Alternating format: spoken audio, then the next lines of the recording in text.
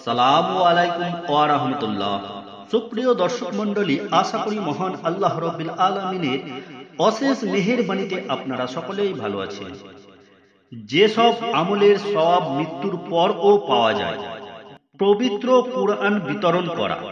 কোনো ব্যক্তি যদি মসজিদ, মাদ্রাসা বা কোনো প্রতিষ্ঠানে পবিত্র কুরআন বিতরণ করে, তাহলে সেগুলোর সওয়াবের অংশ সেও পাবে। রাসূল সাল্লাল্লাহু আলাইহি ওয়াসাল্লাম বলেন, মানুষ মৃত্যুবরণ করার পর কবরে 7টি আমলের সওয়াব অব্যাহত থাকে। নাম্বার 1, যে ইলম শিক্ষা দিল। নাম্বার 2, যে পানি প্রবাহিত করল। নাম্বার 3, কূপ খনন করল। নাম্বার 4, খেজুর গাছ লাগালো বা গাছ রোপণ করল। নাম্বার 5, মসজিদ তৈরি করল।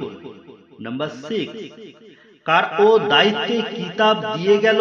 এবং নাম্বার 7, এমন নেক সন্তান রেখে গেল যে তার জন্য ক্ষমা প্রার্থনা করবে। আল্লাহ পাক আমাদের প্রত্যেককে আমল করার তৌফিক দান করুন, আমিন। ভিডিওটি লাইক, কমেন্ট, শেয়ার করবেন। চ্যানেলটিতে নতুন হয়ে থাকলে সাবস্ক্রাইব করে পাশে থাকা বেল আইকনটি বাজিয়ে দেবেন আরও নতুন নতুন ভিডিও দেখার জন্য। পুরো ভিডিওটি দেখার জন্য আপনাকে ধন্যবাদ। সুস্থ থাকুন, ভালো থাকুন।